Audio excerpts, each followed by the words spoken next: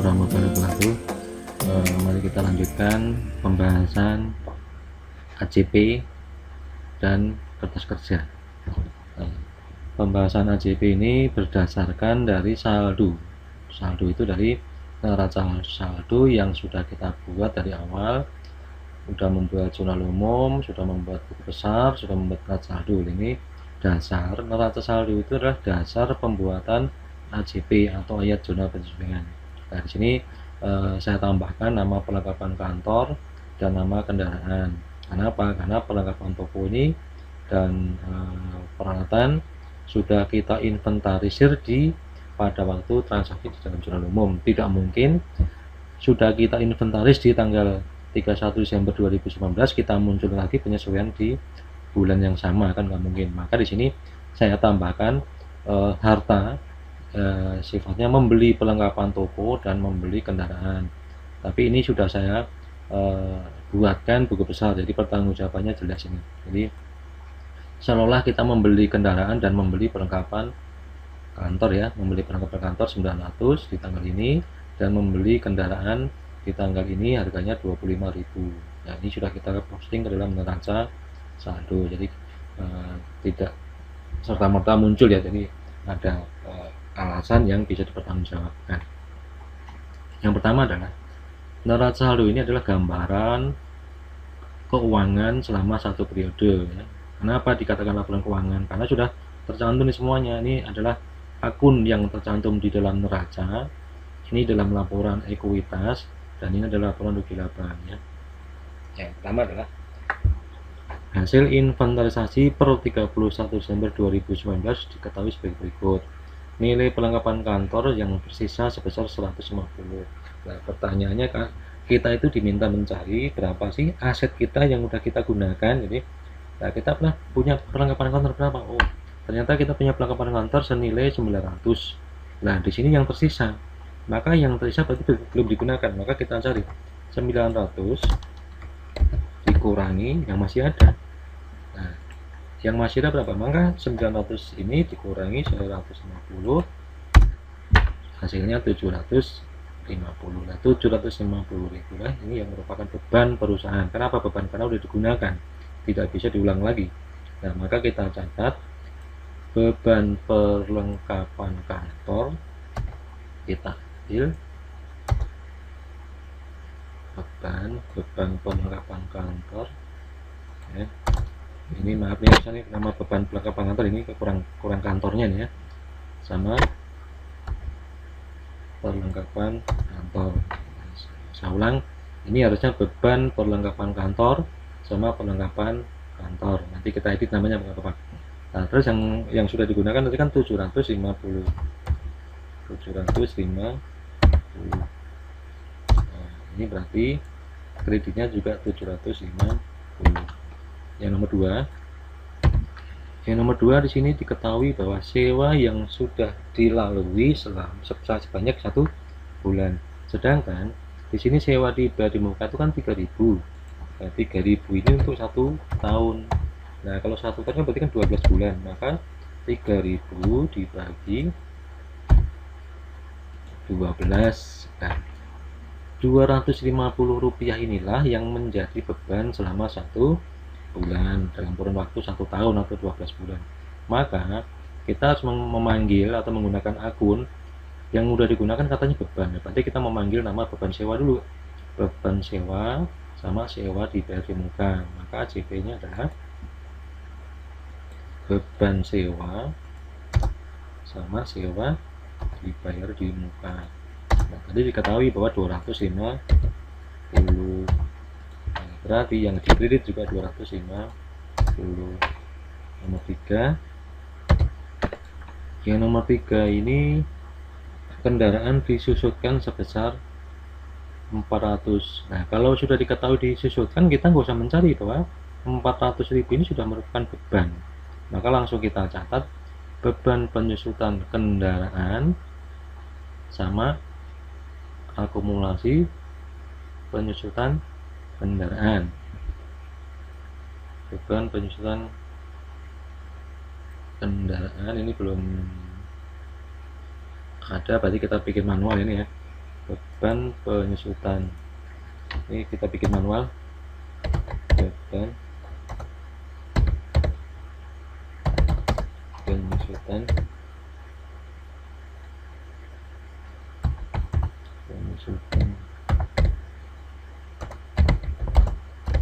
kendaraan ya. Ini berarti kendaraan itu kita bikin aja 506 ya, nggak percaya 505. Jadi kan diketahui bahwa 400, ya udah kita tulis 400. Nah, yang dikredit akumulasi penyusutan kendaraan kita panggil 123. Ini berarti 400. Iya. Jadi yang ini karena daripada kita bikin rumus kembali saya makan waktu, maka kita yang ini yang nomor 3 yang debit kita manualkan saja, kita tulis, tidak memanggil ya. Sekarang yang nomor 4. Yang nomor 4 di sini diketahui bahwa gaji yang masih harus dibayar. Kalau namanya yang masih harus dibayar, kemarin sudah kita ulas kunci-kunci yang sifatnya yang masuk kredit. Kalimat yang masih harus dibayar berarti perusahaan punya utang kepada karyawan ya. Adanya penundaan gaji, maka harus dikatakan sebagai utang gaji. Nah, sini dibikin akun namanya beban gaji sama utang gaji. Nah, di sini kita harus catat beban gajinya berapa ini? Beban gajinya 501 sama utang gajinya 202. Nah, tadi ketahui bahwa utangnya sebesar 800.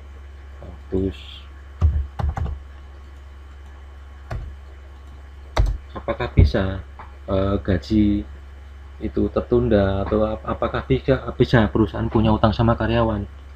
Banyak kejadian, banyak kasus yang namanya kemungkinan misalnya perusahaan mengalami pailit atau mungkin situasi ekonomi yang mengakibatkan perputaran kegiatan perusahaan terhambat ya. Nah, ini ACP soal atau transaksi ACP dengan nomor 1, 2, 3, 4 udah kita kerjakan seperti ini. Nah, berarti ini dijumlah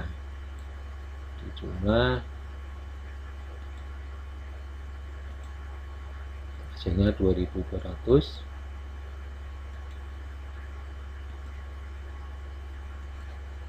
Ya, rumus yang tidak kita gunakan dihapus. Nah, sekarang kita mencoba mengerjakan lagi kertas kerjanya. Kertas kerjanya tadi di sini yang belum masuk tadi adalah 505 beban penyusutan kendaraan.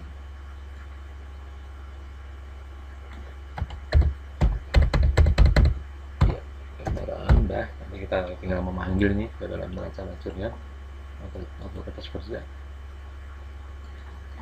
Nah, ini udah kita bikin ya. Inilah dasar untuk mengerjakan kertas kerja, untuk mengerjakan sini. Nah, ini kan form kosong nih. Bagaimana cara membuat kertas kerja? Memang formnya itu banyak. Bagi yang masih belajar mungkin bingung. Ini saya ajari bikin kolom yang pelan-pelan, tapi gampang dicerna nantinya. Kita copy neraca saldo ke sheet berikutnya. Nah, ini masih mentah, ini kita hapus dulu. Nah, kita tarik debit kreditnya, kita tarik ke bawah. Nah, debit kredit kita hapus, kita bikin namanya neraca saldo. Nah, kita centeringin major cell. Ini kita rapikan dulu,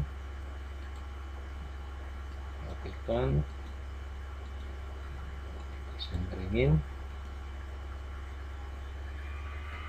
Nah, ini formnya neraca saldo, sedangkan ada nama neraca saldo, zona penyesuaian, NSD, rugi laba, dan neraca.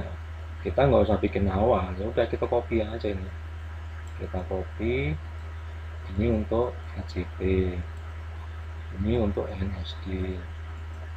ini untuk rugi laba, ini untuk neraca. Loh, kenapa namanya sama Pak? Ya itu tinggal ganti AJP, ini NSD, ini rugi laba, ini neracanya. Udah, jadi pembuatan formnya itu nggak usah bertele-tele, nggak usah dianggap pusing. Caranya begini aja, di copy aja kan. Nah, baru kita seragamkan untuk posisi angka nominal rupiahnya. Nah, kan udah rapi ini tadi. Nah, jadi kan, nah, baru kopnya kita copy aja nih, kita copy, kita pindahkan ke kertas kerja. Nah, tinggal ini diganti namanya kertas.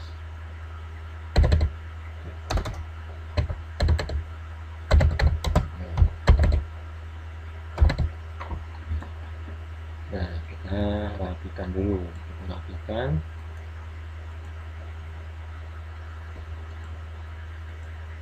Rapikan kertas kerjanya juga.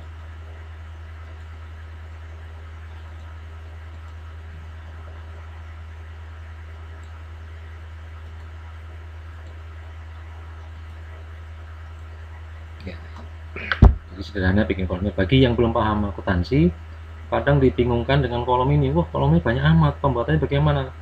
Nah, kadang kan bingung ya. Makanya kalian menggunakan metode yang saya gunakan tadi, copy aja. Jadi manfaatnya Excel tuh itu. Jadi nggak usah sering-sering pinjam penggaris. Nah, cukup sekali pinjam penggaris, tapi langsung dapat satu form gitu ya. Nah, kita coba masukin ke neraca saldo. Dari mana datanya kan gitu ya. Nah, datanya ini neraca saldo.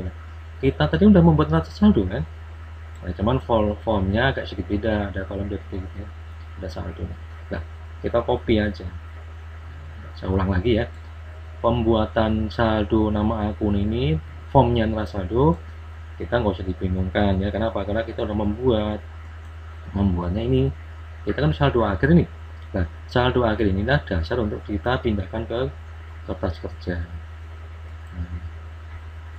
Nah, perhatikan ini, kita menggunakan ini aja, rumus yang gampang aja, sama dengan klik kode, sama dengan klik nama akun, sama dengan klik angka debit, sama dengan angka kredit. Nah, baru kita kita blok sampai ke neraca kredit, sampai ketemu bintang atau plus ini, kita tarik. Nah, sudah sampai 505 ya. Nah, hasilnya sama ya. Nah, ini cara mengerjakan, memindahkan angka atau transaksi atau saldo-saldo yang ada dalam neraca saldo ke dalam neraca lajur. Ini paham ya nih? Jadi kita nggak usah kenapa saya menggunakan sama dengan enter, sewaktu-waktu ada perubahan di neraca saldo, nama maupun nominal ini secara otomatis akan berubah di sini ya. Di sini akan secara otomatis berubah nanti. Tapi kalau di copy nama, nomor akun sama nominal rupiahnya ini copy, nanti begitu akan mengedit di sini susah, cukup mengedit yang di depannya aja, neraca saldonya aja ya. Paham ya? Kita memahami nama akun nominalnya persis semuanya sama, karena tinggal posting ini ya, tinggal memindahkan. Hasilnya pun 554 318 ini saldo lah, AJP. Nah, tadi kan kita udah membuat AJP nih, nah dasar AJP inilah yang harus kita posting ke kertas kerja yang namanya AJP juga. Nah, bagaimana memindahkan? Nah, nggak usah bingung.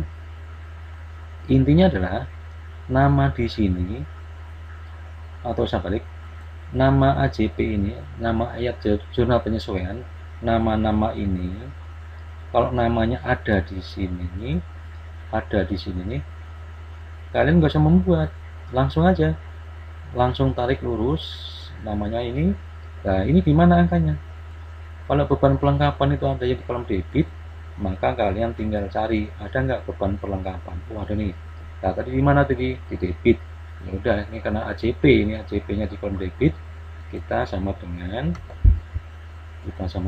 beban perlengkapan debit 750. Ya, kalau udah masuk nih, sama masuk nih. Di sini di atasnya beban pelengkapannya 750.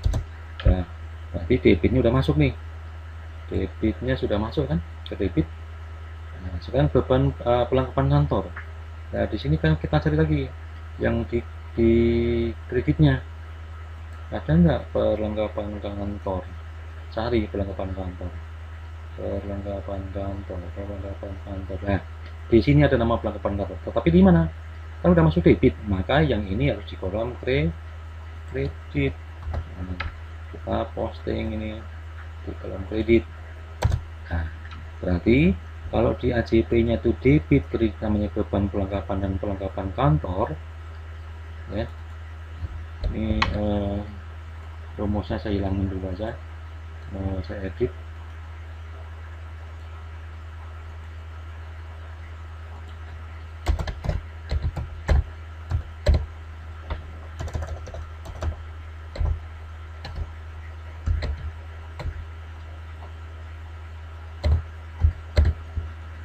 Ya,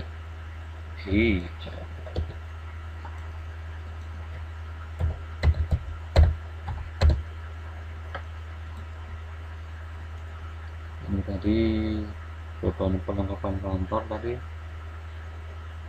503. Nah,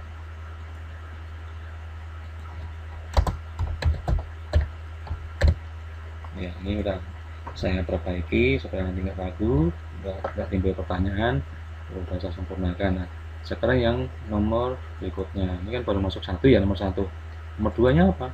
Beban sewa, sama sewa di badan muka.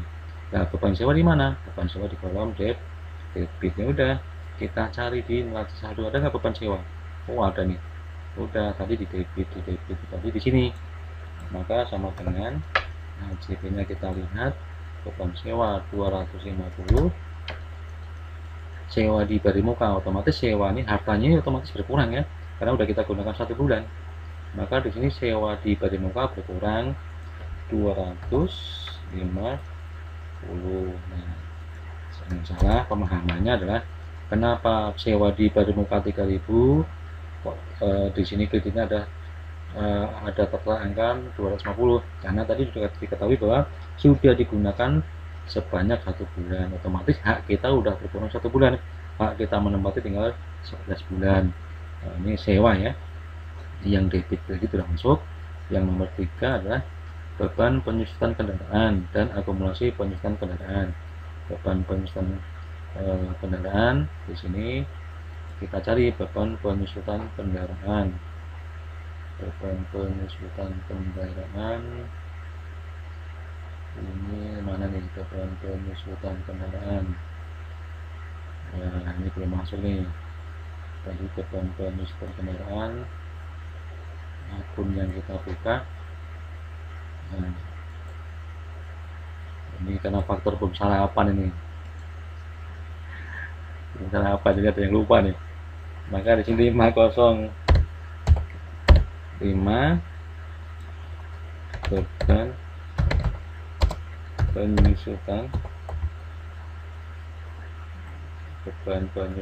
kendaraan. Kita bikin akun baru, kendaraan. Nah, kita bikin nama akun. Di sini AJP-nya berapa bebannya? Beban penyusutan kendaraan adalah 400 di kolom debit, maka di sini di kolom debit harus ada sama dengan 400.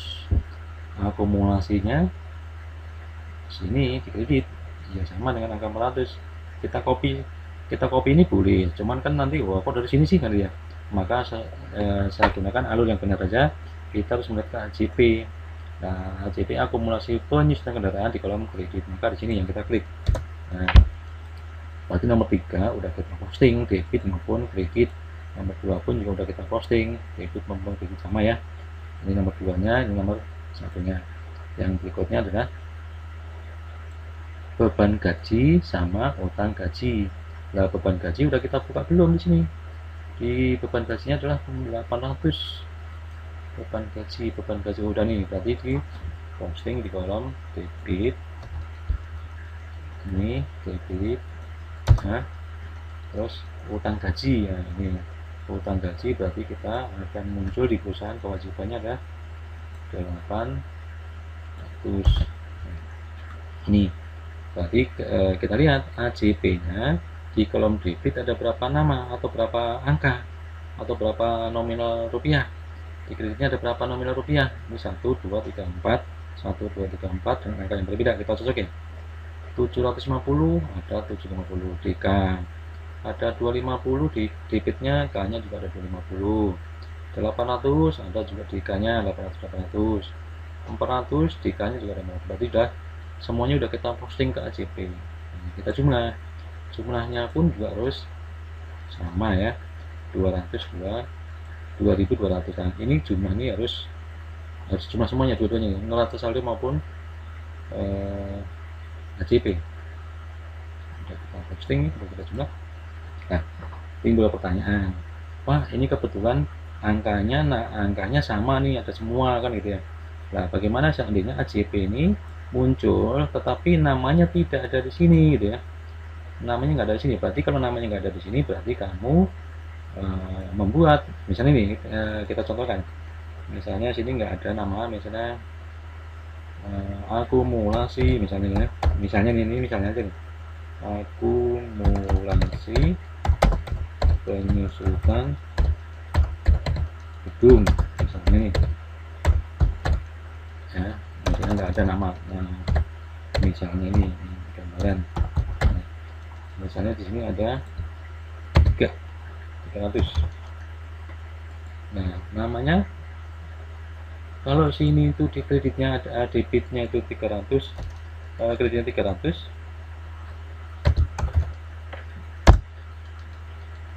ini beban penyusutan gedung. Nah, sekarang kita lihat di sini ada nggak nama akun yang dibuka. Kalau nama akun itu nggak ada yang dibuka, nama beban gedung sama akumulasi penyusutan gedung, nah, berarti kita harus membuat akun baru ya, bikin akun baru yang adanya di bawah neraca saldo sini, di sini ya. Nah, kita tulis berarti sini kita pindahkan ini sama angkanya. Nah, angkanya nanti aja dulu ya. Maka ini kita cari lagi, ada nggak akumulasi penyusutan gedung? Oh nggak ada ya, berarti kita bikin baru lagi di bawahnya. Nah, bagaimana cara mencatat kan gitu ya. Nah, ini kita hapus dulu nih ya, kita hapus dulu jumlahnya, kita hapus dulu. Nah,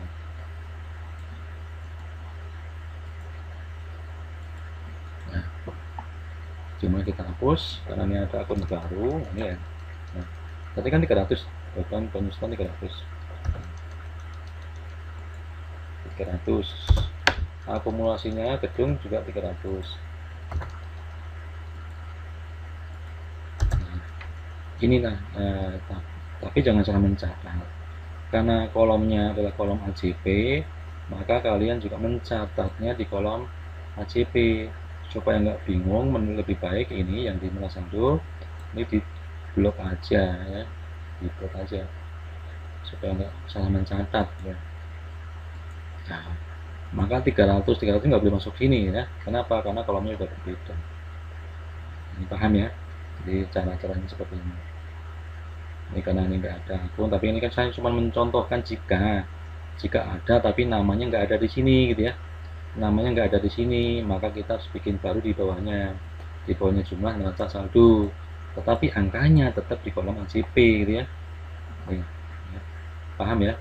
Nah, ini berarti karena nggak ada transaksi ini, maka saya hapus. Nah, kita jumlah lagi. lagi. Nah, inilah cara membuat AJP dan cara posting AJP ke neraca lajur atau kertas kerja di kolom AJP. Nah, untuk mengerjakan NSD, rugi laba dan neraca ini karena ini agak panjang, maka akan saya sampaikan di sesi berikutnya.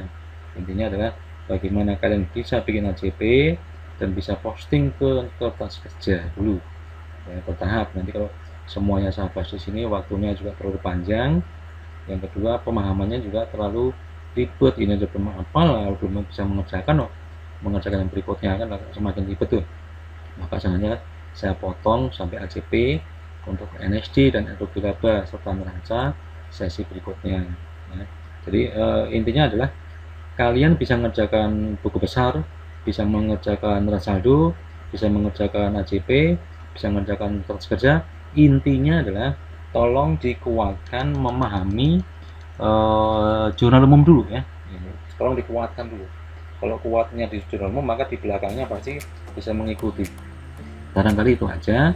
Mudah-mudahan tidak intinya kalian tetap semangat belajar, semangat mencoba, bisa mencari soal-soal.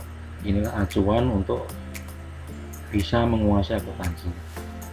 Terima kasih. Assalamualaikum warahmatullahi wabarakatuh.